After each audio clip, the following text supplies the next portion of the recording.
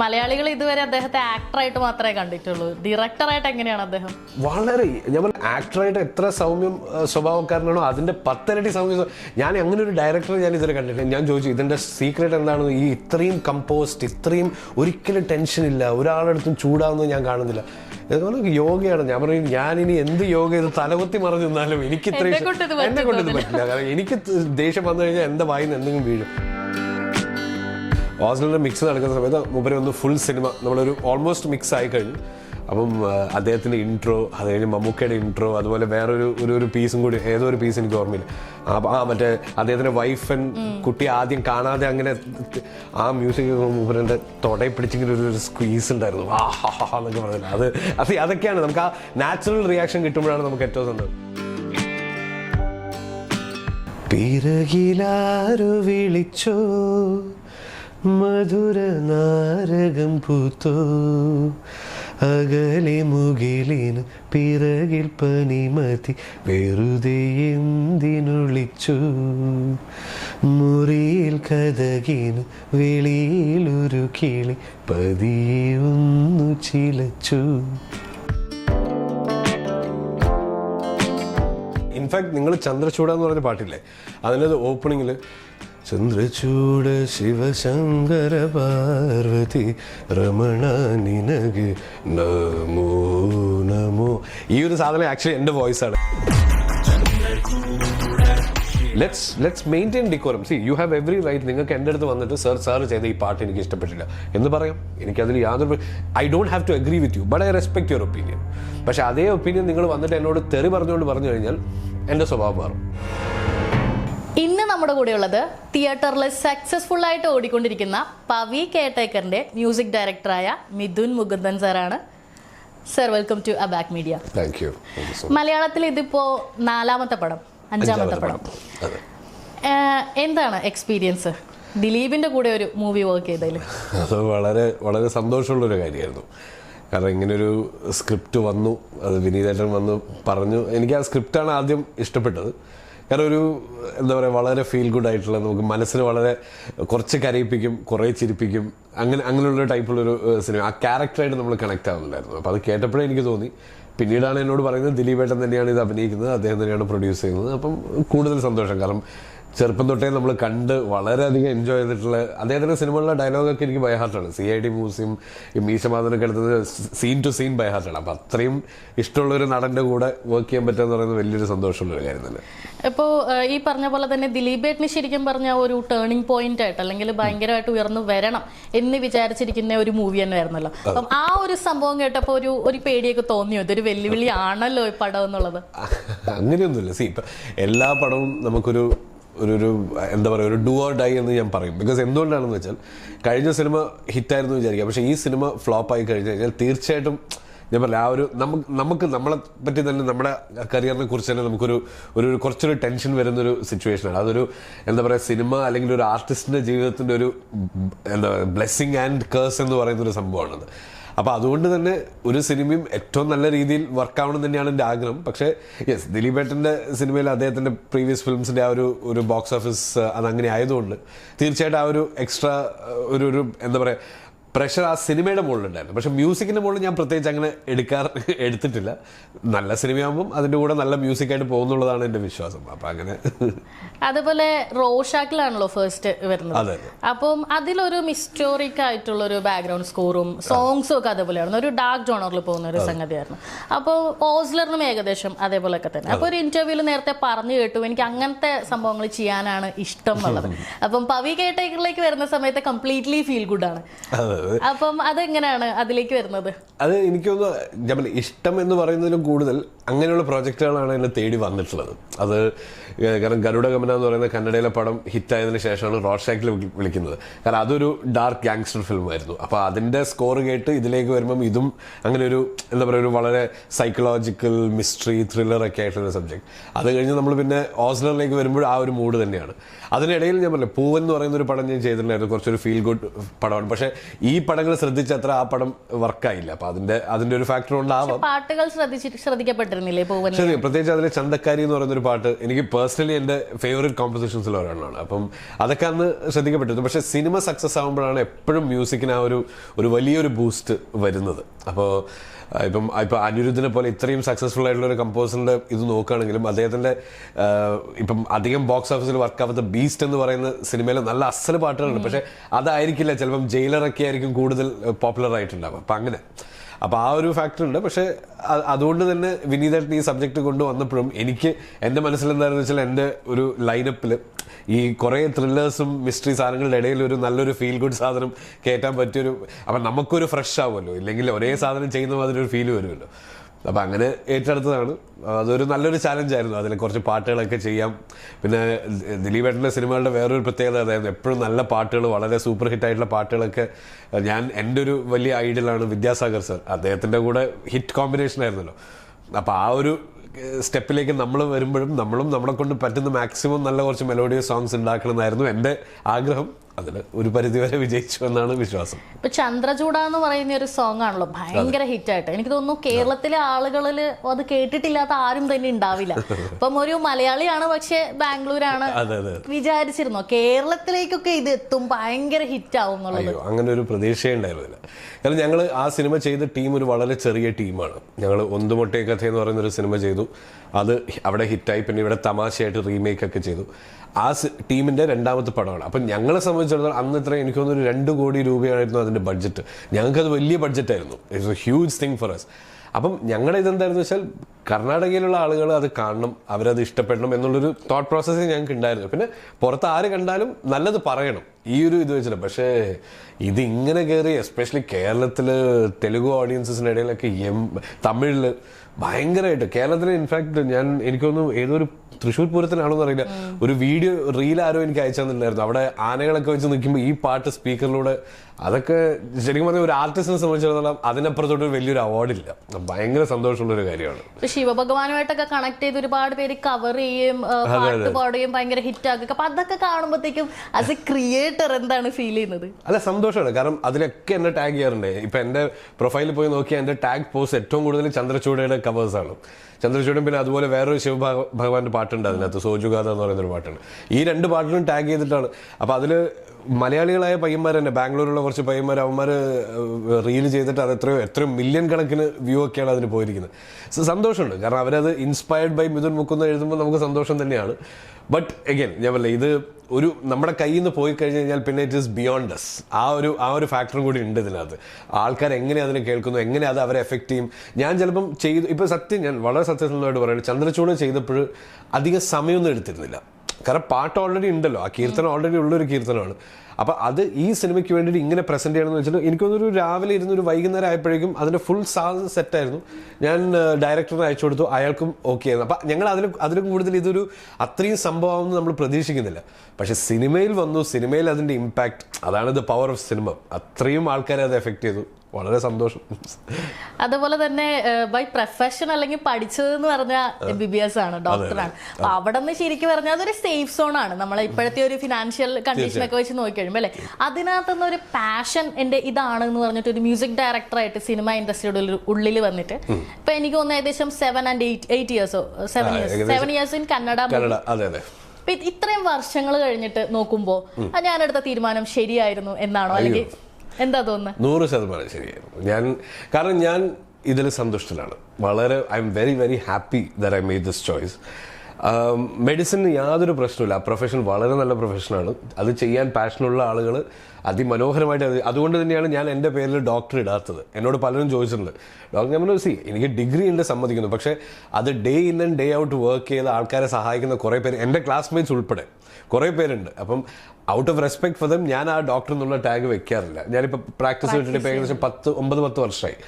അപ്പോൾ ആ ഒരു ഫാക്ടർ ഉള്ളതുകൊണ്ട് തന്നെ എനിക്ക് ഞാൻ പറയാം വളരെ നല്ല പ്രൊഫഷനാണ്. വളരെ നമ്മളിനി എന്ത് ഫിസിക്കലി ടയർഡായാലും നമുക്ക് മെൻ്റലി ഭയങ്കര സാറ്റിസ്ഫാക്ഷൻ കിട്ടുന്ന ഒരു പ്രൊഫഷനാണ്. ബട്ട് അതിൻ്റെ അപ്പുറത്തോട്ടൊരു സന്തോഷമുണ്ട് മ്യൂസിക് ചെയ്യുമ്പോൾ. എനിക്ക് പേഴ്സണലി, മറ്റുള്ളവർക്ക് ഉണ്ടാവില്ല.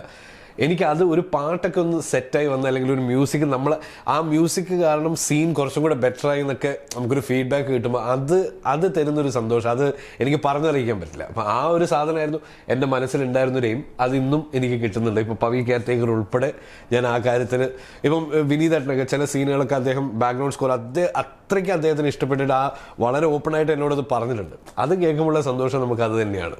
അത് ശരിക്കും പറഞ്ഞു കഴിഞ്ഞാൽ ഈ മ്യൂസിക് ഡയറക്ടർ ആകണം അല്ലെങ്കിൽ മ്യൂസിക്കിനോടുള്ള ഒരു പാഷൻ ഉറപ്പായിട്ടും വലുതായി കഴിഞ്ഞിട്ട് വരുന്ന ഒരു സംഗതിയല്ല, വളരെ ചെറുപ്പത്തിലുള്ള ഒരു സംഗതിയായിരുന്നു.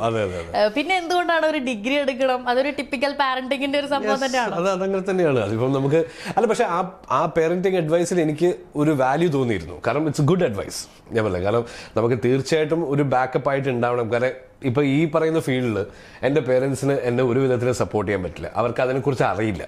ഞാൻ പറയാം, സിനിമ എന്ന് പറഞ്ഞാൽ ചെന്നൈയിലേക്ക് കള്ളവണ്ടി കയറി പോയി അവിടെ തിരിഞ്ഞ് നടക്കുന്നു എന്നൊക്കെ പറയുന്ന ആ ഒരു കോൺസെപ്റ്റാണ് എൻ്റെ വീട്ടിൽ പലർക്കും അങ്ങനെയാണ്.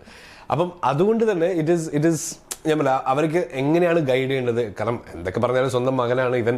ആകെ എന്ന് വെച്ചാൽ കംപ്ലീറ്റ്ലി ഭക്ഷണമൊന്നും ഇല്ലാതെ കാശൊന്നും ഇല്ലാതെ കഷ്ടപ്പെടുന്നവർക്ക് അത് താല്പര്യമില്ല. അപ്പം അതുകൊണ്ട് അവർ പറഞ്ഞൊരു സംഭവമാണ്. പിന്നെ അവരുടെ പോയിന്റ് ഓഫ് വ്യൂവിൽ നിന്ന് ഒരു 17-18 വയസ്സുള്ള പയ്യൻ എനിക്ക് സിനിമയിലേക്ക് പോകണം, എനിക്ക് മ്യൂസിക് ചെയ്യണം എന്നൊക്കെ പറയുമ്പോൾ അതൊരു ആ സമയത്തൊരു ഭ്രമം എന്ന് അവർ വിചാരിച്ചിട്ടുണ്ടാവും.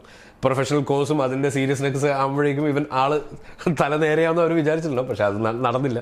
പക്ഷെ ഞാൻ പറഞ്ഞു, എനിക്കെന്ന് വെച്ചാൽ ഒരിക്കലും ഇതൊരു ഇപ്പം പോപ്പുലർ ആവണം, മറ്റേ സെലിബ്രിറ്റി ആവണം, ആൾക്കാരുടെ ഇതൊന്നുമല്ല എൻ്റെ സംഭവം. എനിക്ക് ഈ ജോലി ചെയ്യുമ്പോൾ ഒരു മുറിയിലിരുന്ന് ചെയ്യാൻ, ഇപ്പം പവി കെയർടേക്കർ എന്ന് പറയുന്ന സിനിമയുടെ ഡയറക്ടർ അല്ലാതെ ബാക്കി എൻറ്റയർ ക്രൂവിനെ ഞാൻ കാണുന്നത് ഓൾമോസ്റ്റ് ഈ സിനിമ കഴിഞ്ഞതിന് ശേഷമാണ്. ഇൻട്രാക്ഷൻ ഞാൻ എപ്പോഴും ഒരു മുറിയിലിരുന്ന് വളരെ ഒറ്റയ്ക്ക് വർക്ക് ചെയ്യുന്ന ഒരാളാണ്. But I find a lot of happiness in it. എനിക്ക് അത് തരുന്ന ഒരു സന്തോഷവും എന്താ പറയുക, ഒരു ദിവസത്തെ ജോലി കഴിയുമ്പോഴേക്കും okay I have achieved something എന്നുള്ളൊരു ഫീൽ ഉണ്ടല്ലോ. അപ്പോൾ അതാണ് അതിന്റെ സംഭവം. മെന്റൽ സാറ്റിസ്ഫാക്ഷൻ ആണ് ഏറ്റവും വലുത്. അതാണ്. പക്ഷെ അത് പേരൻസിനെ പറഞ്ഞ് അറിയിക്കാൻ പറ്റില്ല. അപ്പോൾ അതുകൊണ്ട് തന്നെ ആദ്യം കുറച്ച് ഫ്രിക്ഷനും പരിപാടിയൊക്കെ ഉണ്ടായിരുന്നു. പക്ഷെ അതിപ്പം ഇങ്ങനെ സെറ്റായി വരുന്നുണ്ട്. Now they are also happy. At least എന്താ ഡെഫിനറ്റ്ലി അവർക്ക് മലയാള സിനിമയിൽ, കന്നഡ സിനിമയായിരുന്നപ്പോൾ അവർക്ക് അറിയില്ലായിരുന്നു ഇവൻ വർക്ക് ചെയ്യുന്നത് നല്ല സിനിമയാണോ. ഇപ്പൊ അറ്റ്ലീസ്റ്റ് മോഹൻലാൽ, മമ്മൂട്ടി, ദിലീപ് എന്നൊക്കെ പറഞ്ഞ് അവർ കാണുമ്പോൾ അവർക്ക് സന്തോഷമുണ്ട്, ഹാപ്പിയാണ്. കുഴപ്പമില്ല. അതുപോലെ തന്നെ ഇതിൽ തുടക്കം, അതായത് ഒരാളുടെ മ്യൂസിക് കണ്ടിട്ടാണ് ഞാൻ ഇൻസ്പയർഡ് ആയത്, എനിക്ക് മ്യൂസിക് ക്രിയേറ്റ് ചെയ്യണം അങ്ങനെ പറഞ്ഞാൽ ഒരു ഐഡിയൽ ആയിട്ട് ആരെ പറയും? A R Rahman. I mean കുറേ പേരുണ്ട്, പക്ഷെ എ ആർ റഹ്മാൻ എന്നെ ഇൻഫ്ലുവൻസ് ചെയ്തതുപോലെ I think very few have. കാരണം എനിക്ക് സത്യം പറയാം, ഞാൻ സിനിമയിലേക്ക് വരുന്നത് സ്കോറിങ്ങിന് വേണ്ടിയിട്ടാണ്. എനിക്ക് ബാക്ക്ഗ്രൗണ്ട് സ്കോറിംഗ് ആണ് എനിക്ക് താല്പര്യം, സോങ്സ് ചെയ്യുന്നതിനേക്കാളും കൂടുതൽ. ആൻഡ് ആ ഒരു ഇതിൽ എന്നെ ഏറ്റവും കൂടുതൽ ഇൻസ്പയർ ചെയ്തിട്ടുള്ള അദ്ദേഹമാണ്. കാരണം ഒരു സീനിനെ എങ്ങനെ കംപ്ലീറ്റ്ലി ട്രാൻസ്ഫോം ചെയ്യാം. ചിലപ്പോൾ ഒരു മ്യൂസിക് കാരണം നമുക്ക് ആ സീനിൽ നിന്ന് കിട്ടുന്ന ഗൂസ് ബംസിൻ്റെ 4 ഇരട്ടി മ്യൂസിക് വരുമ്പോഴായിരിക്കും എനിക്ക് പേഴ്സണലി ഫീൽ ചെയ്യുക. അപ്പം അങ്ങനെയുള്ള കുറേ സിനിമകൾ, ഇപ്പം ദിൽസേ, ലഗാൻ, മറ്റേ നമ്മുടെ റോജയൊക്കെ എനിക്കിപ്പോഴും ഓർമ്മയുണ്ട്. എൻ്റെ ഒരു അച്ഛൻ്റെ ഒരു കൊളീഗാണ്, അദ്ദേഹത്തിൻ്റെ വീട്ടിൽ ബോസിൻ്റെ സ്പീക്കർ, അന്നൊക്കെ ബോസ് സൗണ്ട് സിസ്റ്റം വളരെ ചുരുക്കം ആൾക്കാരുടെ കയ്യിൽ, നല്ല പ്രോപ്പർലി മ്യൂസിക്കിനോട് താല്പര്യമുള്ള ആൾക്കാരുടെ കയ്യിലേ ഉണ്ടാവുള്ളൂ. അപ്പോൾ ഇദ്ദേഹം പാട്ടൊക്കെ പാടുന്ന ആളാണ്. അപ്പോൾ അന്ന് ഞങ്ങൾ വീട്ടിൽ പോയപ്പോൾ മോനെ ഒരു പുതിയൊരു ആൽബം കേൾപ്പിച്ചതെന്ന് പറഞ്ഞിട്ട് എനിക്ക് കേൾപ്പിച്ചു തന്നാണ് റോജ. അതേപോലെ അദ്ദേഹം കേൾപ്പിച്ചു തന്നൊരു ആൽബമാണ് അനിയത്തി പ്രാവ്. ഈ 2 ആൽബംസും ആ സിസ്റ്റത്തിലിരുന്ന് കേട്ടപ്പം കിട്ടിയൊരു സെൻസേഷൻ അതെനിക്ക് ഭയങ്കര, ഞാൻ പറഞ്ഞില്ലേ നമ്മുടെ ലൈഫിനെ തന്നെ ട്രാൻസ്ഫോം ചെയ്ത ചില മൊമെന്റ്സ് ആണ് അതൊക്കെ. അപ്പം അങ്ങനെ റഹ്മാൻ അതൊരു, ഞാൻ പറഞ്ഞു again it's like how he composes, എങ്ങനെ ഒരു സോങ്ങിനെ അപ്രോച്ച് ചെയ്യുന്നു, എങ്ങനെ അതിനെ ഡിഫറെൻ്റ് ആയിട്ട് അറേഞ്ച് ചെയ്യുന്നു, അതൊക്കെ ഭയങ്കര ഇൻസ്പിറേഷൻ തന്നെയാണ്. അതുപോലെ തന്നെ ഇപ്പോഴത്തെ ഒരു ന്യൂ ജനറേഷനിലാണല്ലോ മൂവീസിന്റെ ഒരു ഭയങ്കരമായിട്ടുള്ള ഒരു ഇൻഡസ്ട്രി, എന്താ പറയാ, വിപുലമായിട്ട് നടക്കുന്ന ഒരു ഇതിലേക്കാണ് എൻറ്റർ ആയിരിക്കുന്നത്. അപ്പം ഇപ്പൊ തന്നെ ഭയങ്കര റെലവെന്റ് ആയിട്ട് അല്ലെങ്കിൽ റെലവെന്റ് അല്ലാതെയൊക്കെ ചർച്ച ചെയ്യപ്പെടുന്ന കുറെ മൂവി റിവ്യൂസ് ഉണ്ട്. റിവ്യൂ ബോംബിംഗ് എന്ന് പറയാം.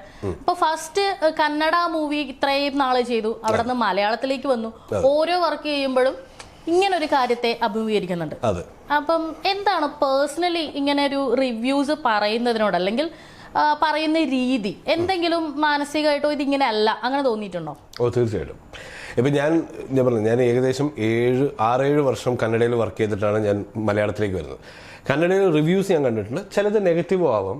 പിന്നെ വളരെ ചുരുക്കമായിട്ട് ഒരാളെ ടാർഗറ്റ് ചെയ്തിട്ട് അല്ലെങ്കിൽ ഈ സിനിമയെ ടാർഗറ്റ് ചെയ്തിട്ട് പറഞ്ഞ് വളരെ ചുരുക്കം, എനിക്ക് തോന്നുന്നു അത്രയും വർഷത്തിനിടയിൽ പ്രോബ്ലി 1 എക്സാമ്പിൾ, അത് എനിക്ക് കംപ്ലീറ്റ്ലി അതിൻ്റെ ഒരു ടോട്ടലി ഡിഫറെൻറ്റ് എക്സ്പീരിയൻസ് കിട്ടുന്നത് ഇവിടെ വന്ന് വർക്ക് ചെയ്യാൻ തുടങ്ങിയപ്പോഴാണ്.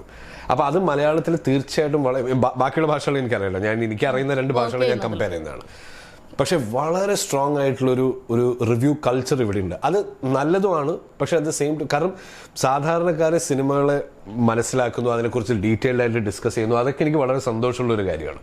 പക്ഷെ എല്ലാത്തിനും ഒരു ഒരു ഒരു മാന്യത, ഒരു ലെവൽ ഓഫ് ഡെക്കോറും നമ്മൾ മെയിൻറ്റെയിൻ ചെയ്യണമെന്ന് വിശ്വസിക്കുന്ന ഒരാളാണ് ഞാൻ. ഇപ്പം ന്യൂ ഏജ് ആണ് അല്ലെങ്കിൽ ന്യൂ ജെൻ ആണ്, ഒരു ഫോണുണ്ട്, അതുകൊണ്ട് എന്ത് അസഭ്യം പറയാം, അങ്ങനെയുള്ള സംഭവങ്ങളോട് ഞാൻ വളരെയധികം വിയോജിക്കുന്നു. ഇപ്പോൾ ഒരു സിനിമ എടുക്കുക. ഇപ്പോൾ ഒരു സിനിമ എടുക്കുമ്പോൾ അതിന് നിങ്ങൾക്ക് ഒരാളോട് ചിലപ്പം ഒരു താല്പര്യം കുറവുണ്ടാവാം, അല്ലെങ്കിൽ ആ സിനിമയോട് ഒരു താല്പര്യക്കുറവ്, നിങ്ങൾക്ക് ഇഷ്ടപ്പെട്ടില്ല എന്ന് പറഞ്ഞാൽ മതിയില്ല. അതിൻ്റെ അപ്പുറത്തോട്ട് ഈ ചില വാക്ക് ഞാൻ ഇപ്പം പറയുന്നില്ല, പക്ഷെ അങ്ങനെയുള്ള ചില വാക്കുകളൊക്കെ അതൊക്കെ ഭയങ്കര വിഷമമുള്ളൊരു കാര്യമാണ്. അതിന് സ്ലാങ് ആണ്, ഇന്നത്തെ പിള്ളേരുടെ ഭാഷയാണല്ലോ, ഇന്നത്തെ പിള്ളേർക്ക് എന്താ മാന്യത പറ്റില്ലേ? അതിനോട് ഞാൻ 100% വിയോജിക്കുന്നു. Let's maintain decorum. See you have every right. നിങ്ങൾക്ക് എൻ്റെ അടുത്ത് വന്നിട്ട് സാർ ചെയ്ത ഈ പാട്ട് എനിക്ക് ഇഷ്ടപ്പെട്ടില്ല എന്ന് പറയാം. എനിക്കതിൽ യാതൊരു I don't have to agree with you, but I respect your opinion. പക്ഷെ അതേ ഒപ്പീനിയൻ നിങ്ങൾ വന്നിട്ട് എന്നോട് തെറി പറഞ്ഞു കഴിഞ്ഞാൽ എൻ്റെ സ്വഭാവം മാറും. മനസ്സിലായി? അതാണ് എനിക്കൊന്ന് ഇവിടുത്തെ ഒരു പ്രശ്നം. ആൻഡ് പ്രശ്നം എന്താണെന്ന് വെച്ചാൽ അത് നമ്മുടെ സൊസൈറ്റി ആയിട്ടുള്ള ഒരു ചെറിയ പ്രശ്നമുണ്ട്. ഈ തെറി വിളിച്ച് പറയുന്ന വീഡിയോസിനാണ് വ്യൂസ് കൂടുന്നത്. അപ്പോൾ അവർ തീർച്ചയായിട്ടും ആ ഒരു സൈക്കിൾ പിടിക്കുള്ളൂ. അതാണ് പ്രശ്നം. ഇപ്പം ഇതേ റിവ്യൂവേഴ്സ് വളരെ മാന്യമായിട്ട് സംസാരിച്ചിട്ടുള്ള വീഡിയോസ് ഉണ്ട്, ചിലപ്പോൾ വ്യൂസ് കുറവായിരിക്കും. So he is basically doing something to boost his business. മനസ്സിലായി? അപ്പോൾ ആ ഒരു സാധനത്തിനോട് അപ്പം നമ്മൾ ആസ് എ സൊസൈറ്റി ഓൾസോ നമ്മൾ കുറച്ചും കൂടി ഒന്ന് ബെറ്റർ ആവണം. യെസ്, നമ്മൾ അതിനെക്കുറിച്ച് ചിന്തിക്കണം. കുറച്ചൊന്ന് we can improve our sales. മനസ്സിലായില്ല? അപ്പം ഇതൊക്കെ ഈ വ്യൂസ് ആൻഡ് അതിൽ നിന്ന് കിട്ടുന്ന റവന്യൂടെ ബേസ് ചെയ്തിട്ടുള്ള കാര്യങ്ങളാണ്. അപ്പോൾ അതുകൊണ്ടുള്ളൊരു വിഷമം ചില നേരത്ത് തോന്നാറുണ്ട്. പക്ഷേ ഞാൻ പറഞ്ഞില്ലേ, ഇതൊക്കെ it's all part of the process. ഇപ്പം എല്ലാ സമയം ഒരു കാലത്ത് ലാലേട്ടനും മമ്മൂക്കയും ഇപ്പൊ ദിലീപേട്ടൻ്റെ സിനിമകൾ വന്ന സമയത്ത് അദ്ദേഹത്തിന്റെ ബ്രാൻഡ് ഓഫ് കോമഡി ഡിഫറെന്റ് ആയിരുന്നു. He was new gen at one point of time. അന്ന് അത് മനസ്സിലാക്കാൻ പറ്റാത്ത ആൾക്കാരുണ്ടായിരുന്നു. അപ്പൊ എനിക്കതിൽ പ്രശ്നമില്ല ഇന്ന്. പക്ഷെ എഗൈൻ അന്നും അങ്ങനെ ഒരാളും ഇവരെ ഒന്നും അസഭ്യം പറയുന്നത് ഞാൻ കേട്ടിട്ടുണ്ടായിരുന്നില്ല. ആ ഒരു ഫാക്ടറിൽ മാത്രമേ എനിക്കൊരു വിയോജിപ്പുള്ളൂ. ബാക്കി നിങ്ങളുടെ ഫ്രീഡം ഓഫ് സ്പീച്ചിൽ നിങ്ങൾ വളരെ എന്താ പറയുക റെസ്പോൺസിബിൾ ആയിട്ട് യൂസ് ചെയ്യുക, അത്രയും ഞാൻ പറയുന്നത്. ഇപ്പൊ പവി കേട്ടേക്കർ എന്ന് പറയുന്ന സിനിമയിലെ ഓരോ സോങ്സും ഭയങ്കര, എനിക്ക് തോന്നുന്നു വളരെ ക്രിട്ടിക്കായിട്ടൊക്കെ സംസാരിക്കുന്ന ആളുകൾ പോലും സോങ്സ് നന്നായിട്ടുണ്ട് എന്ന് പറയുന്ന റിവ്യൂസ് ഞാൻ കേട്ടിരുന്നു. ഞാൻ മൂവി കണ്ടതാണ്, എനിക്കും ഇതേ സെയിം ഫീൽ തന്നെയാണ് എനിക്കും കിട്ടിയത്. നല്ല മാജിക്കൽ ആയിട്ടുള്ള ഒരുപാട് പാട്ടുകൾ അതിനകത്തുണ്ടായിരുന്നു. അപ്പം അതിനെയും ഈ പറഞ്ഞ പോലെ ഒരു ആവശ്യമില്ലാണ്ട് കിടന്ന് പ്രശ്നം വയ്ക്കുന്ന ആൾക്കാരുണ്ടെന്നാണോ ശരിക്കും? അങ്ങനത്തെ ഏതെങ്കിലും കമന്റ്സ് ശ്രദ്ധയിൽ ഞാൻ കണ്ടിരുന്നു. ആ കമന്റ് ഞാൻ പറഞ്ഞു കഴിഞ്ഞാലുള്ള പ്രശ്നം എന്ന് വെച്ചാൽ അതിന് കൂടുതൽ വെയിറ്റേജ് കിട്ടും. അങ്ങനെ ഒരു ബൂസ്റ്റ് കൊടുക്കണ്ട. അങ്ങനെ ഒരു ബൂസ്റ്റ് കൊടുക്കാൻ എനിക്ക് താല്പര്യമില്ല. ഞാൻ ഒരു വിധത്തിലും ഇപ്പം ഈ കമ്പോസറിനെക്കാളും ബെറ്റർ കമ്പോസർ ഞാനാണെന്ന് ഒരിക്കലും പറയുന്നില്ല. നിങ്ങൾക്ക് നിങ്ങളുടേതായ താല്പര്യങ്ങൾ ഉണ്ടാവും. ചിലപ്പോൾ എന്നെ ഇഷ്ടപ്പെടാം, ചിലപ്പോൾ വേറൊരാളെ ഇഷ്ടപ്പെടാം. I don't mind. പക്ഷേ എൻ്റെ പാട്ടുകൾ അല്ലെങ്കിൽ സംഗീതത്തിൻ്റെ ഒരു നിലവാരം എന്താണെന്ന് അറിഞ്ഞുകൊണ്ടാണ് ഞാൻ ഈ ജോലി ചെയ്യുന്നത്. അതിൽ ഇനിയും ബെറ്റർ ആക്കാൻ ഞാൻ ശ്രമിക്കുന്നുണ്ട്. പക്ഷെ ഒരു ബേസിക് നിലവാരമുള്ള മ്യൂസിക് ആണെന്ന് എനിക്കറിയാം. അപ്പോൾ ഒരാൾ ഫോൺ എടുത്തിട്ട് എന്തെങ്കിലും ഈ പറയുന്ന ഒരു തോന്നിയ ദിവസം പറഞ്ഞു കഴിഞ്ഞാൽ അത് അക്സെപ്റ്റ് ചെയ്യാൻ ഞാൻ തയ്യാറല്ല. I don't mind. ക്രിട്ടിക്സിനും ഒരു നിലവാരം വേണം. യെസ്, തീർച്ചയായിട്ടും ഉണ്ടാവണം. ഇപ്പം നിങ്ങൾക്കിപ്പോൾ ആ സോങ് ഇഷ്ടപ്പെട്ടില്ല, നിങ്ങൾ അത്ര പറഞ്ഞാലും മതി. നിങ്ങൾ അതിൻ്റെ രാഗമോ അല്ലെങ്കിൽ താളത്തിനെ കുറിച്ച് ഒന്നും പറയണ്ട. പക്ഷെ അറ്റ്ലീസ്റ്റ് ആ പറയുന്നതിൽ എന്തെങ്കിലും ഒരു there should be some substance in it. ഇപ്പം ഞാനൊരു ഉദാഹരണം പറയും. ഇപ്പം വെണ്ണില കന്യക എന്ന് പറയുന്ന പാട്ട്, എനിക്ക് തോന്നുന്നു ആ പാട്ട് ഫസ്റ്റ് പ്രീമിയറിൽ കേൾക്കുമ്പോഴാണ് കൂടുതൽ പേരും അത് കേൾക്കാൻ. അത് ഞങ്ങൾ റിലീസ് ചെയ്തിട്ടുണ്ടായിരുന്നില്ല, ശനിയാഴ്ചയാണ് റിലീസ് ചെയ്തത്.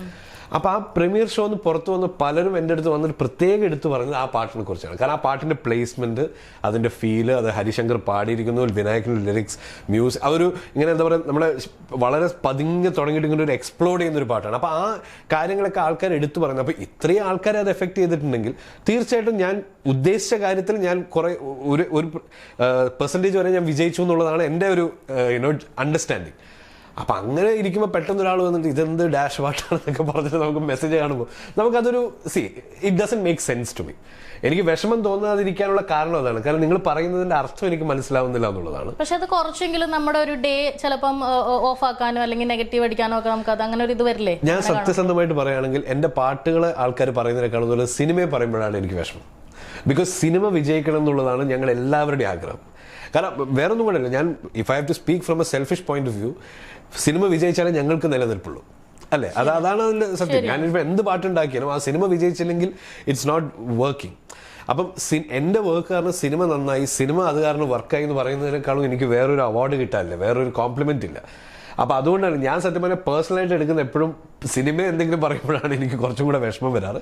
പിന്നെ യെസ് പറഞ്ഞോട്ടെ, അത് ദാറ്റ്സ് പിന്നെ ഞാൻ എപ്പോഴും ഞങ്ങൾ ആർട്ടിസ്റ്റുകളും ഫ്രണ്ട്സൊക്കെ ആയിട്ട് ഞങ്ങൾ ഡിസ്കസ് ചെയ്യുമ്പോൾ ഞാൻ പറയുന്നൊരു factor, art by its nature can never have 100% acceptance എന്ന് പറയുന്നൊരു പരിപാടി ഇല്ല.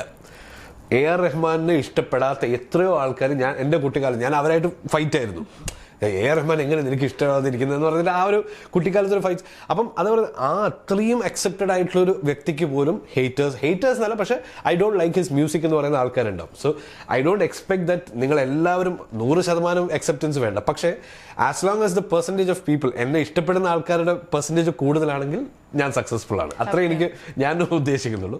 ഇപ്പം ഈ സിനിമയെ പറ്റിയിട്ടുള്ള ഡിസ്കഷനെ സംബന്ധിച്ചിട്ട് ലാസ്റ്റ് കൊടുത്തൊരു ഇന്റർവ്യൂവിൽ ഫഹദിന്റെ ഒരു അടിപൊളി ഒരു സ്റ്റേറ്റ്മെന്റ് ഉണ്ടായിരുന്നു, ഭയങ്കര ചർച്ചയായതാണ്. അതായത് സിനിമ നിങ്ങൾ തിയേറ്ററിൽ കാണുക, പോകുന്ന വഴിക്ക് നിങ്ങൾ സംസാരിക്കുക, അല്ലാതെ അതിനപ്പുറത്തേക്ക് നിങ്ങൾ ഫുൾ ടൈം ഇതും കൊണ്ട് നടക്കേണ്ട ഒരു സംഗതിയല്ല സിനിമ. ഈ ഒരു സ്റ്റേറ്റ്മെന്റിനെ എങ്ങനെയാണ് കാണുന്നത്? ഞാൻ 100% അക്സെപ്റ്റ് ചെയ്യുന്നു. കാരണം അദ്ദേഹം പറഞ്ഞതുപോലെ തന്നെ എന്താണ് അതിൻ്റെ വാല്യൂ ഇൻ യുവർ ലൈഫ് എന്നുള്ളത് നിങ്ങൾ ആലോചിക്കേണ്ടതാണ്. നമ്മൾ എത്രമാത്രം ഇപ്പോൾ ഒരു സിനിമ ഹിറ്റായി കഴിഞ്ഞു, പിന്നെ നമ്മൾ കുറേ കാലം അതിൻ്റെ റീൽസ്, അതിൻ്റെ സ്റ്റേറ്റസ് എന്നൊക്കെ പറഞ്ഞ് ഞാൻ പറഞ്ഞ അതിൻ്റെ പിന്നാലെയാണ് കുറേ കാലത്തേക്ക്. എത്രയോ ലൈഫിൽ വേറെ കാര്യങ്ങളുണ്ട്. ആ കാര്യത്തിൽ ഞാൻ അദ്ദേഹം പറഞ്ഞ എനിക്ക് വളരെ ഇഷ്ടപ്പെട്ട ഒരു ലൈനാണ്. ബിക്കോസ് അദ്ദേഹത്തിൻ്റെ അത്രയും എക്സ്പീരിയൻസ് ഉള്ള സിനിമ ജീവിതമായിട്ടുള്ളൊരു മനുഷ്യൻ തന്നെ അത് പറയുമ്പോൾ അതിനെന്തോ ഒരു കാര്യമുണ്ട്, നമ്മളത് മനസ്സിലാക്കണം. പിന്നെ ഒറ്റൊരു പ്രശ്നം എന്ന് വെച്ചാൽ അത് നമ്മൾ പറയുമ്പോഴും ഇതിൻ്റെ ഒരു ഇഷ്യൂ എന്താണെന്ന് വെച്ചാൽ സിനിമ എന്ന് പറയുന്നത് ഇസ് ഇൻ ദ പബ്ലിക്കായി. അപ്പോൾ പബ്ലിക്കിന് ഫിക്സേറ്റ് ചെയ്യാൻ പറ്റുന്ന, അല്ലെങ്കിൽ പബ്ലിക്കിന് ആരാധിക്കുന്നതും അവരോട് ഇഷ്ടം തോന്നും, പ്രേമം തോന്നും ഒക്കെ ആയിട്ടുള്ള കുറേ മനുഷ്യരാണ് ഇവർ. അപ്പോൾ ഇവരെ പെട്ടെന്ന് അങ്ങ് മറന്നിട്ട് എനിക്ക് നമുക്ക് ഉച്ചക്കത്ത് ഊണുണ്ടാക്കാൻ പറയാമെന്ന് പറയുമ്പോഴേക്കും അത് ചിലപ്പോൾ പോസിബിൾ ആയിരിക്കില്ല. ഫഹദ് ഫാസിലിന് ആ പറയുന്ന ആ ഒരു രാഗത്തോടെ ചിലപ്പോൾ ആൾക്കാർക്ക് പറ്റില്ല. പക്ഷേ we have to train our selves എന്നുള്ളതാണ് അദ്ദേഹം പറഞ്ഞതിൻ്റെ പോയിന്റ്. അതാണ് നമ്മുടെ മനസ്സിനെ തന്നെ അതിനുവേണ്ടി പാകപ്പെടുത്തണം. We have to change our priorities. Cinema കണ്ടു, അതിനെക്കുറിച്ച് സംസാരിക്കും. പിന്നെ ചിലപ്പോൾ കുറച്ച് ചിന്തിക്കുന്ന സിനിമയാണെങ്കിൽ വേണമെങ്കിൽ കുറച്ച് നേരം നമുക്ക് അതിനെപ്പറ്റി ഒരു ചായ കുടിച്ചുകൊണ്ട് സംസാരിക്കും. And then let it go, it's over.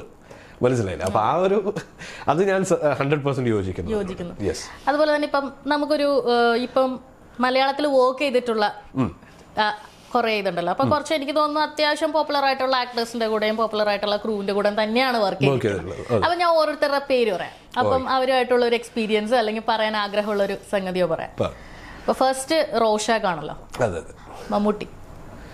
Mammootty എനിക്ക് വളരെയധികം ഇപ്പോഴും ഭയഭക്തിയോടെ ഞാൻ നോക്കിക്കാണുന്നൊരു വ്യക്തിയാണ്. ഇങ്ങനെ ഒരു കാഷ്വൽ ഇൻട്രാക്ഷൻ ഇതുവരെ ആയിട്ടില്ല. പക്ഷേ അദ്ദേഹത്തിൻ്റെ എനിക്ക് ഏറ്റവും പ്ലസന്റ് മെമ്മറി എന്നുള്ളത് റോഷാക്കിലും അല്ല, ഓസ്ലർ കഴിഞ്ഞ് പ്രസ് മീറ്റ് കഴിഞ്ഞപ്പം അദ്ദേഹം എൻ്റെ അടുത്ത് വന്നിട്ട് നല്ല വർക്ക്, ഗംഭീര വർക്ക് എന്ന് അദ്ദേഹം പറഞ്ഞിരുന്നു ഷെയ്ക്കൻ വന്നപ്പോൾ. അത് എനിക്ക് ഭയങ്കര സന്തോഷമായി. കാരണം ആ സിനിമയിൽ ഏറ്റവും കൂടുതൽ മാസ് സാധനം കൊടുത്തിരിക്കുന്നത് അദ്ദേഹത്തിൻ്റെ എൻട്രിയിലാണ്. അത് അദ്ദേഹത്തിന് ഇഷ്ടപ്പെട്ടു എന്ന് അറിഞ്ഞതിൽ ഭയങ്കര സന്തോഷമുണ്ടായിരുന്നു. റോഷൻ കഴിഞ്ഞപ്പോൾ ഞങ്ങൾ സംസാരിച്ചപ്പോഴൊക്കെ വളരെ ഇതായിട്ട് ഇങ്ങനെ ഫോർമലായിട്ട് sir thank you for the opportunity എന്നൊക്കെ പറഞ്ഞതാണ്. ഇത് അദ്ദേഹം അങ്ങനെ ഒരു ഷെയ്ക്ക് തന്നെ ഭയങ്കര സന്തോഷം തോന്നിയൊരു കാര്യമാണ്. ആസിഫ് അലിയായിട്ട് അധികം ഇൻട്രാക്ഷൻ ഉണ്ടായിരുന്നില്ല. ഓൺലി 1 ഡേ ഓൺ സെറ്റ് ഞാൻ പോയി കണ്ടപ്പോൾ. പക്ഷേ is A very chill person. ഞാൻ മനസ്സിലാക്കിയെടുത്താൽ വളരെ ഡൗൺ ടു എർത്ത്. അവിടെ ഉള്ള ആൾക്കാരൊക്കെ ആയിട്ട് ഇങ്ങനെ ഞാൻ പറഞ്ഞു, മമ്മൂക്ക വരുമ്പോൾ നമ്മുടെ ഒരു ടീച്ചർ വന്ന വരെയാണ്. എല്ലാവരും കുറച്ചൊന്നും ഇങ്ങനെ മസിൽ പിടിക്കും. പക്ഷേ Asif Ali was very very chill. എന്നോടും വളരെ കൂളായിട്ട് സംസാരിച്ചു. 2 വർത്തമാനം നമ്മളത്ര സംസാരിച്ചു. ഞാൻ 3 ദിവസം റോഷാക്കിന് സെറ്റിൽ ഉണ്ടായിരുന്നു. അപ്പം കണ്ടതാണ്. അത് കഴിഞ്ഞിട്ട് ഞങ്ങൾ we have not met after that.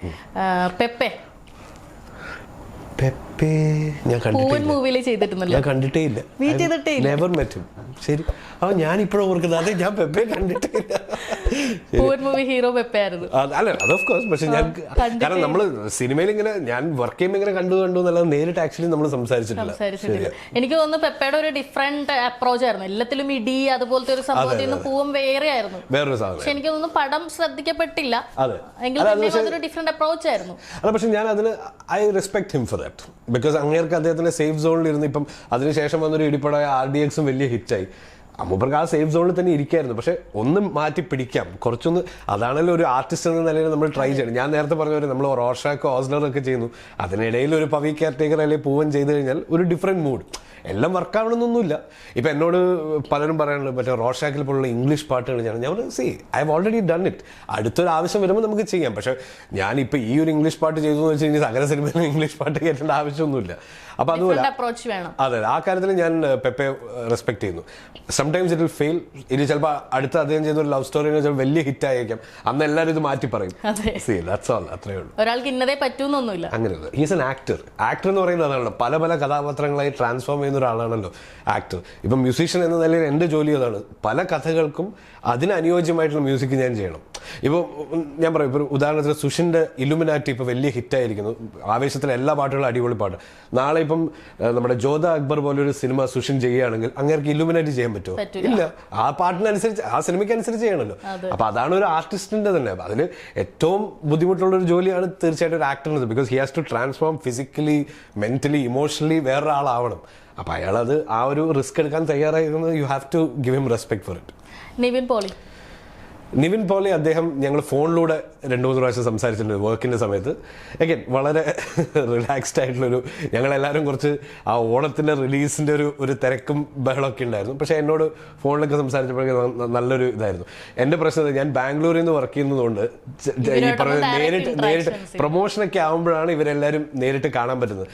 Ramachandra ബോസും പൂവനും രണ്ടിനും പ്രൊമോഷൻസിന് എനിക്ക് വരാൻ പറ്റിയിരുന്നില്ല. അപ്പോൾ അതുകൊണ്ടാണ് ഇവരെ ഒന്ന് മീറ്റ് ചെയ്യാൻ പറ്റാതെ. പക്ഷേ അദ്ദേഹത്തെ ഫോണിൽ സംസാരിക്കും, അദ്ദേഹത്തിൻ്റെ പ്രൊഡ്യൂസറും ആയിരുന്നു ആ സിനിമയിൽ.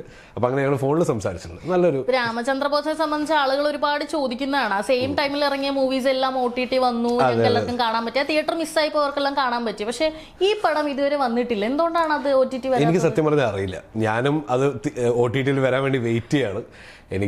ഞാൻ പിന്നെ അതിനെപ്പറ്റി അധികം ചോദിച്ചില്ല, കാരണം അവരെന്തൊരു ഡീല് വർക്ക് ചെയ്യുന്നു, അത് ആയി വരുന്നു എന്നൊക്കെ പറഞ്ഞിട്ടുണ്ടായിരുന്നു. പിന്നെ ഞാൻ പറഞ്ഞു ഇറ്റ്സ് നോട്ട് മൈ പ്ലേസ്, അവരെ ചോദിച്ച് വെറുതെ ഇതാക്കണ്ടല്ലോ. When it comes let it come. ആ ഒരു ഇതിലാണ് ഞാനും വെയിറ്റ് ചെയ്യുന്നത്. ജയറാമേട്ടൻ അത് ഈ പറഞ്ഞ സെയിം ഇപ്പൊ ദിലീപേട്ടന് പറഞ്ഞ പോലെ തന്നെ വളരെ ചെറുപ്പം തൊട്ടേ വളരെ ഇഷ്ടപ്പെട്ടൊരു നടൻ. അദ്ദേഹത്തിന്റെ എല്ലാ സിനിമകളും കണ്ടിട്ടുണ്ട്. അദ്ദേഹത്തിന് ഓസ്ലറിൻ്റെ മിക്സ് നടക്കുന്ന സമയത്ത് എനിക്ക് സെറ്റിൽ പോകാൻ പറ്റിയിരുന്നില്ല. ഓസ്ലറിൻ്റെ മിക്സ് നടക്കുന്ന സമയത്ത് മൂപ്പരെ ഒന്ന് ഫുൾ സിനിമ, നമ്മളൊരു ഓൾമോസ്റ്റ് മിക്സ് ആയി കഴിഞ്ഞു, ഫുൾ സിനിമ ഒന്ന് കാണിക്കാന്ന് വെച്ചാൽ ഞങ്ങൾ കൊണ്ടുവന്നത്. അപ്പം അന്ന് ഇരുന്നപ്പോൾ ഞങ്ങൾ ആ സ്റ്റുഡിയോ ഇരുന്നപ്പം അദ്ദേഹം ഇവിടെ, ഞാൻ ഇവിടെയാണ്. അപ്പം അദ്ദേഹത്തിൻ്റെ ഇൻട്രോ, അത് കഴിഞ്ഞ് മമ്മൂക്കയുടെ ഇൻട്രോ, അതുപോലെ വേറൊരു പീസും കൂടി, ഏതോ ഒരു പീസ് എനിക്ക് ഓർമ്മയില്ല.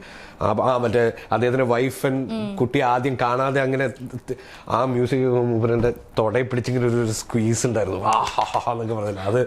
അതൊക്കെയാണ് നമുക്ക് ആ നാച്ചുറൽ റിയാക്ഷൻ കിട്ടുമ്പോഴാണ് നമുക്ക് ഏറ്റവും സന്തോഷം. അത് കഴിഞ്ഞ് ഞങ്ങൾ 2-3 ദിവസം ഈ പറഞ്ഞ ഒരു പ്രൊമോഷൻസിനൊക്കെ സമയത്ത് അങ്ങനെ ഇന്ററാക്ട് ചെയ്യുന്നത്. പക്ഷേ ജയറാമേട്ടൻ എന്ത് നമ്മൾ സ്ക്രീനിൽ കാണുന്നു, നമ്മൾ ഇന്റർവ്യൂവിൽ കാണുന്നു, അത് തന്നെയാണ് അദ്ദേഹം. വെരി ഡൗൺ ടു എർത്ത്, എല്ലാവരോടും തമാശ പറഞ്ഞ് വളരെ ചില്ലായിട്ടുള്ള, എനിക്ക് ഭയങ്കര നല്ലൊരു എക്സ്പീരിയൻസ് ആയിരുന്നു ജയറാമേട്ടനോട്. ഇപ്പൊ പുതിയ മൂവീസിലൊക്കെ ചെയ്തു വെക്കുന്ന ഒരു സംഗതിയാണല്ലോ, പഴയ പാട്ടുകൾ എടുത്തിട്ട് കുറച്ചുകൂടി ഒന്ന് അടിപൊളിയാക്കിയിട്ട് അവതരിപ്പിക്കുക. അപ്പൊ മോസ്ലർ ഇതേപോലത്തെ സെയിം സാധനം ചെയ്തിട്ടുണ്ടല്ലോ, പൂമാനവി. അപ്പൊ അതിൽ ഈ പറഞ്ഞ പോലെ ഈസി ആയിരുന്നോ കൈൻഡ് ഓഫ്? എനിക്കിപ്പം from A composing point of view എനിക്ക് അതിൽ വർക്കില്ല. പക്ഷെ അതിന്റെ ചാലഞ്ച് എന്താണെന്ന് വെച്ചാൽ ആ പാട്ട്, ആ ഒറിജിനൽ പാട്ടിന്റെ ഒരു തരത്തിലുള്ള ബ്യൂട്ടി നശിപ്പിക്കാതെ അതിനെ റീക്രിയേറ്റ് ചെയ്യുക. കാരണം ഞാൻ ആ പൂമാനമ ഇങ്ങനെ ഒരു സംഭവം ഉണ്ടെന്ന് മിഥുൻ എന്നോട് പറഞ്ഞപ്പോഴേ ഞങ്ങൾ ഫസ്റ്റ് ചോദിച്ചതാണ്, ഇത് റീമിക്സ് ആണോ അല്ല നമ്മൾ ഇതിനെ റീക്രിയേറ്റ് ചെയ്യണോ? അപ്പം പറഞ്ഞില്ല, റീമിക്സ് ഒന്നും ആവശ്യമില്ല. കാരണം അന്നത്തെ കാലത്തെ ഒരു ഗാനമേളയിൽ ആ പയ്യൻ പാടുന്ന മാതിരിയാണ് നമ്മൾ പ്രസന്റ് ചെയ്യുന്നത്. അപ്പോൾ അതേപോലുള്ള അറേഞ്ച്മെന്റ് മതി. പിന്നെയുള്ള ചാലഞ്ച് ഇതാണ്, ഈ പറയുന്ന ശ്യാം എന്ന് പറയുന്ന അത്രയും ലെജൻഡറി ആയിട്ടുള്ള ഒരു കമ്പോസർ. അപ്പോൾ അദ്ദേഹം ഓരോ ടോൺ, കാരണം നമുക്കറിയാം നമ്മൾ കമ്പോസ് ചെയ്യുമ്പോഴും നമ്മളങ്ങനെ ഓരോ ടോൺ നമ്മൾ സെലക്ട് ചെയ്യുന്ന ഒരു പെർട്ടിക്കുലർ റീസണാണ്.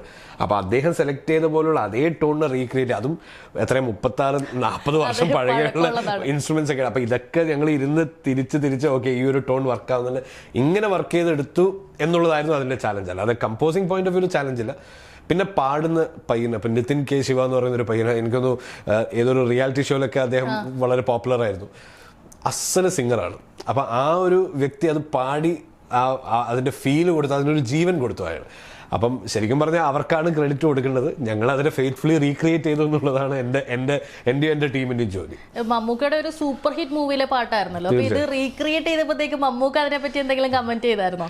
മമ്മൂക്ക അവരൊന്നും പറഞ്ഞില്ല. പക്ഷെ പ്രൊഡക്ഷൻ സൈഡ് ഇത് ശ്യാം സാറിനൊക്കെ അയച്ചു കൊടുത്തിട്ടുണ്ടായിരുന്നു. കമ്പോസർ, ലിറിസിസ്റ്റ്, അതിന്റെ പ്രൊഡ്യൂസർ, അങ്ങനെ പലർക്കും അയച്ചു കൊടുത്തു. അപ്പൊ ശ്യാം സാർ നന്നായി എന്ന് പറഞ്ഞു എന്ന് ഞാൻ കേട്ടിരുന്നു. നമ്മളെ സംബന്ധിച്ചിടത്തോളം അതൊക്കെ ഒരു വലിയൊരു സന്തോഷമുള്ള ഒരു കാര്യമാണ്. അപ്പൊ അത് മമ്മൂക്ക അതിനെപ്പറ്റി എന്തെങ്കിലും പറഞ്ഞതായിട്ട് എനിക്ക് അറിയില്ല, എന്നോടൊന്നും പറഞ്ഞത്. ദിലീപേട്ടൻ അഗൈൻ എനിക്ക് തോന്നുന്നു ഇവരെല്ലാവരിലും ഇത്രയും ഞാൻ പറഞ്ഞ ആൾക്കാരിൽ ഒരു വളരെ എന്താ പറയുക നമ്മുടെ ഒരു ഫാമിലി പേഴ്സൺ മാതിരി വന്നിട്ട് നമ്മളെ കെട്ടിപ്പിടിക്കുക അങ്ങനെ ഒരു ഇൻട്രാക്ഷൻ എനിക്ക് ഉണ്ടായത് ദിലീപേട്ടനോട്. പിന്നെ അതിൻ്റെ ഒരു കാരണം എന്താ വെച്ചാൽ ഇപ്പോൾ കഴിഞ്ഞ കുറച്ച് ദിവസമായിട്ട് നമ്മുടെ ഈ പ്രൊമോഷൻസ് ഒക്കെ ആയിട്ട് ഞാൻ കുറേ ദിവസം അദ്ദേഹത്തിന് കണ്ടു, സംസാരിച്ചു.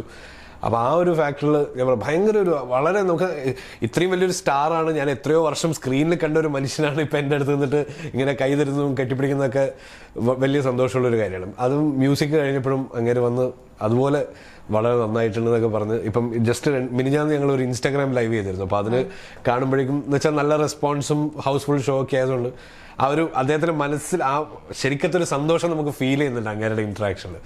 വളരെ നല്ലൊരു എക്സ്പീരിയൻസ് ആയിരുന്നു. വിനീത് കുമാർ ഏകദേശം നമ്മുടെ ഒരു ചേട്ടനെ പോലെ ആയിട്ടുള്ള ഒരാളാണ്. വളരെ ഇത്രയും കാമായിട്ടുള്ള ഒരു മനുഷ്യനെ ഞാൻ എൻ്റെ ലൈഫിൽ കണ്ടിട്ടുണ്ട്. മലയാളികൾ ഇതുവരെ അദ്ദേഹത്തെ ആക്ടറായിട്ട് മാത്രമേ കണ്ടിട്ടുള്ളൂ. ഡയറക്ടറായിട്ട് എങ്ങനെയാണ് അദ്ദേഹം? വളരെ ഞാൻ പറഞ്ഞ ആക്ടറായിട്ട് എത്ര സൗമ്യം സ്വഭാവക്കാരനാണോ അതിൻ്റെ 10 ഇരട്ടി സൗമ്യം. ഞാൻ അങ്ങനെ ഒരു ഡയറക്ടറെ ഞാൻ ഇതുവരെ കണ്ടിട്ടില്ല. ഞാൻ അദ്ദേഹത്തിനോട് ഇന്നലെ ഞങ്ങൾ ഇരുന്ന് സംസാരിക്കുമ്പോൾ ഞാൻ പറഞ്ഞിരുന്നു, ചേട്ടൻ അപ്പോൾ ഞാൻ ചോദിച്ചു ഇതിൻ്റെ സീക്രട്ട് എന്താണെന്ന്. ഈ ഇത്രയും കമ്പോസ്റ്റ്, ഇത്രയും ഒരിക്കലും ടെൻഷനില്ല, ഒരാളടുത്തും ചൂടാവുന്നത് ഞാൻ കാണുന്നില്ല. അതുപോലെ യോഗയാണ്. ഞാൻ പറയും ഞാനിനി എന്ത് യോഗ ഇത് തലകുത്തി മറിഞ്ഞു നിന്നാലും എനിക്ക് ഇത്രയും എന്നെ കൊണ്ട് ഇത് പറ്റില്ല. കാരണം എനിക്ക് ദേഷ്യം വന്നു കഴിഞ്ഞാൽ എൻ്റെ വായിൽ നിന്ന് എന്തെങ്കിലും വീഴും. അത്രയും റിലാക്സ്ഡ് ആയിട്ടുള്ള മനുഷ്യൻ. പക്ഷേ അതോടൊപ്പം തന്നെ അങ്ങേരെ ഡാൻസറാണ്. അപ്പോൾ ആ ഒരു മ്യൂസിക് സെൻസ് ഒക്കെ വളരെ, അപ്പോൾ അദ്ദേഹത്തിന് മ്യൂസിക്കിനെ കുറിച്ചൊരു വളരെ ക്ലിയർ ഐഡിയ ഉണ്ടായിരുന്നു എന്തായിരിക്കണം മ്യൂസിക്കിൻ്റെ ഒരു അപ്രോച്ച് എന്നുള്ളത്. അപ്പോൾ എനിക്ക് ആ ഒരു അപ്രോച്ച് ഇട്ട് തന്നിട്ട് അദ്ദേഹം ഇനി നീ എന്താ വെച്ചാൽ ചെയ്തോ, നീ നിന്റെ ഫുൾ ഇത് ഇറക്കിക്കോന്ന്. അപ്പോൾ ഇത്രയും എൻ്റെ ഈ ചന്ദ്രച്ചൂടി ഇങ്ങനെയുള്ള പാട്ടുകളൊക്കെ ഉണ്ടായിട്ടും അദ്ദേഹം ഈ പ്രോജക്റ്റിലേക്ക് വിളിക്കുന്നത് ഗരുഡഗമന എന്ന് പറയുന്ന സിനിമയിൽ എന്തോ പറയുക എന്ന് പറയുന്ന ഒരു ലവ് സോങ് ഉണ്ട്. ആ പാട്ടിന്റെ മെലഡി കേട്ടിട്ടാണ് അദ്ദേഹം വിളിക്കുന്നത്. അപ്പം എന്നോട് പറഞ്ഞത് അതാണ്, ജോൺസൺ മാഷ് സ്റ്റൈല് കുറച്ച് നല്ല മെലഡീസ് ആണ് നീ കമ്പോസ് ചെയ്യേണ്ടത്. അത് not just for the songs പക്ഷേ ഈവൻ ഫോർ നമ്മുടെ ബാക്ക്ഗ്രൗണ്ട് സ്കോറിൽ അങ്ങനെയുള്ള സംഭവങ്ങളൊക്കെ. അപ്പം അദ്ദേഹത്തിലൂടെ ഒരു എക്സ്പീരിയൻസ് ഒരു നല്ല എനിക്ക് തോന്നുന്നു എനിക്ക് ക്രിയേറ്റീവിൽ ഏറ്റവും സാറ്റിസ്ഫാക്ഷൻ കിട്ടിയ ഒരു ഡയറക്ടർ ഇൻട്രാക്ഷനാണ് വിനീതേട്ടൻ. അതേപോലെ തന്നെ ഇപ്പൊ മ്യൂസിക് ഡയറക്ടേഴ്സ് എല്ലാം സ്വന്തമായിട്ട് പാടാൻ തുടങ്ങുന്ന ഒരു സമയം കൂടിയാണല്ലോ. ഇപ്പൊ അനിരുദ്ധ ആയിക്കോട്ടെ, സുചീന്ദ്ര ആയിക്കോട്ടെ, എല്ലാവരും സ്വന്തമായിട്ട് പാടുന്നു. അപ്പൊ എനിക്ക് തോന്നുന്നു ഭയങ്കര ഗനഗംഭീരമായിട്ടുള്ള ഒരു സൗണ്ടാണ്. ഈ സൗണ്ട് വെച്ചിട്ട് ഇനി പാടും ഞാൻ എന്റെ സോങ്സ് അങ്ങനെ പാടിയിട്ടുണ്ട്. ഞാൻ ഓൾറെഡി പാടിയിട്ടുണ്ട്. ഇൻഫാക്ട് നിങ്ങൾ ചന്ദ്രചൂട എന്ന് പറഞ്ഞ പാട്ടില്ലേ, അതിനകത്ത് ഓപ്പണിങ്ങിൽ ചന്ദ്രചൂട ശിവശങ്കര പാർവതി രമണ നിനക്ക് നമോ നമോ. ഈ ഒരു സാധനം ആക്ച്വലി എൻ്റെ വോയിസ് ആണ്. കാരണം ആ സിംഗറിന് അത്രയും ലോ പറ്റില്ല, അയാൾ ഭയങ്കര ഹൈഡ് ആണ്. അപ്പോൾ ലോ അയാൾക്ക് പറ്റാത്തതുകൊണ്ട് ഈ നമോ നമോ ആക്ച്വലി നിങ്ങൾ ഇപ്പോഴും കേട്ടാൽ എൻ്റെ വോയിസ് ആണ്. അപ്പം ഞാൻ പറഞ്ഞേ നമ്മുടെ വോയിസ് എവിടേക്ക് വെതറാൻ പറ്റുമോ അവിടെയൊക്കെ നമ്മൾ ഇട്ടിട്ടുണ്ട്. എനിക്കൊന്നും പക്ഷേ ഈ ഒരു സൗണ്ട് ഡിമാൻഡ് ചെയ്യുന്ന ഒരു സോങ് ചെയ്യുവാണെങ്കിൽ ഉറപ്പായിട്ടും പാടും അല്ലേ? തീർച്ചയായിട്ടും പാടും. ഇപ്പം പൂവനിൽ ഞാൻ 2-3 പാട്ടുകൾ പാടിയിട്ടുണ്ട്. അപ്പം അങ്ങനെ അതൊക്കെ പാടിയിട്ടുണ്ട് ഞാൻ. പക്ഷേ ഞാൻ പറയാം അധികം എനിക്ക് മറ്റുള്ളവരെ എന്ന് വെച്ചാൽ നമ്മളെക്കാളും നന്നായി പാടുന്ന എത്രയോ സിംഗേഴ്സ് ഇവിടെ ഉണ്ടല്ലോ. അപ്പോൾ അവരെ കൊണ്ട് പാടിക്കുക എന്നുള്ളതാണ് എനിക്ക് താല്പര്യം. ഓക്കെ, എന്തായാലും നമ്മളിപ്പോൾ ഏറ്റവും ഹിറ്റായിട്ട് നിൽക്കുന്ന എനിക്ക് തോന്നുന്നു പവി കെർട്ടക്കിലെ പിറകിലാരോ, അതും അതുപോലെ തന്നെ വെണ്ണില കന്യക എന്ന് പറയുന്ന ഏത് പാട്ടാണ് ഞങ്ങൾക്ക് വേണ്ടി ഇപ്പോൾ പാടാൻ പോകുന്നത്? ഞാൻ പിറകിലാരോ പാടാം. എൻ്റെ വോയിസിന് കുറച്ചും കൂടെ അതായിരിക്കും ശരി. ഓക്കെ. പിറകിലാരോ വിളിച്ചോ മധുര നാരകം പൂത്തോ അകലെ മുകിലിന് പിറകിൽ പനിമതി വെറുതെ എന്തിനൊളിച്ചു മുറിയിൽ കഥകിന് വെളിയിലൊരു കിളി പതിയെ ഒന്നു ചിലച്ചു. സൂപ്പർ ആയിട്ടുണ്ട്. ഞാൻ സംസാരിക്കുമ്പോൾ വിചാരിച്ചില്ല ഇത്രയും ഒരു സ്വീറ്റ് ആയിട്ട് പാടാൻ പറ്റും കേട്ടോ. ആ ഒരു ജഡ്ജ്മെന്റൽ മൈൻഡിന് എന്നോട് ക്ഷമിക്കണം. ഓക്കെ, അപ്പൊ ഞങ്ങൾക്ക് വേണ്ടി ഇത്രയും നേരം ചെലവഴിച്ചതിന് വളരെ എന്നെ വിളിച്ചിങ്ങനെ സംസാരിക്കാൻ പറ്റിയതിൽ വളരെ സന്തോഷം. Thank you so much. എന്തായാലും ഇനിയും സൂപ്പർ ഹിറ്റ് മൂവീസ് ഉണ്ടാവട്ടെ. അടുത്തടുത്ത വലിയ വലിയ സർപ്രൈസസ് ഞങ്ങൾക്ക് വേണ്ടി വരുന്നുണ്ടെന്ന് പ്രതീക്ഷിക്കുന്നു. തീർച്ചയായിട്ടും. Thank you.